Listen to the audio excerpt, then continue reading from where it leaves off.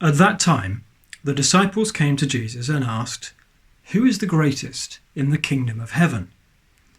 He called a child, whom he put among them, and said, "Truly I tell you, unless you change and become like children, you will never enter the kingdom of heaven. Whoever becomes humble like this child is the greatest in the kingdom of heaven. Whoever welcomes one such child in my name welcomes me." Those words from Matthew 18 of Jesus are in many ways very familiar to us, aren't they? I've certainly grown up with them through Sunday school over many years and heard many sermons on those words. And noticing how the disciples were looking for hierarchy. Who is the greatest? Who's the most important? Who's the top dog? And we see this in many places, don't we? In another place where Jesus is asked by his disciples, "Can I sit at your right and can I sit at your left when you come into your glory? Can we have the best positions, the positions of power?" And this is a human tendency. It's something that we all have, something we all struggle with. There's something about our culture which says, move up, always try and be more important. You deserve it, or as that famous advert says, you're worth it. That is the journey of ego, and it seems to be something that is such a natural part of being human. But Jesus is seeking something very different. He's promoting a radically different way. Unless you change and become like little children, you will never enter the kingdom of heaven, he says. In other places, he says, unless you lose your life, you will find it. First shall be last. Some very different ways round, some very different thinking. This is particularly hard for leaders, isn't it? Leaders, we expect them to be wise. We expect them to know what to do. The pressure on leaders to have to find the right solutions, to be all-knowing. For most of my working life at the moment, the things that I do, I get paid for being an expert, for being wise, for having experience of running organizations, of knowing how to do things.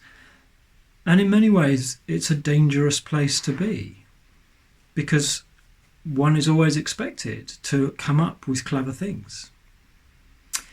It's been refreshing then in the last couple of months, as we've been in lockdown for me, to be taking on some new things where I am a total beginner.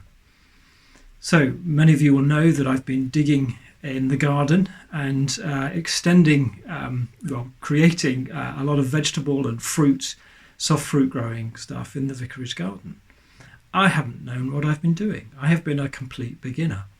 And so I've relied on friends from church who've been wonderfully helpful, from next door neighbour, from YouTube videos, learning how to grow vegetables, learning what to do and what not to do.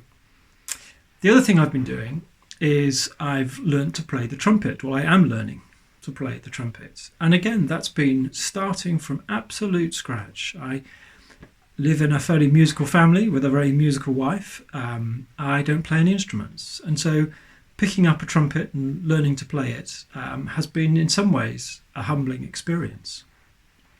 But how refreshing it is to admit to not knowing, to being totally open to learn, to become like a little child. Buddhists have a word for this. They call it shoshin.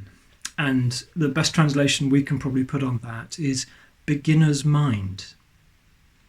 And I think that's what Jesus is getting at when he's saying become like a little child. He's saying let go of your need to impress, of your need to be seen as clever or important and special. Come with an open mind and an open heart.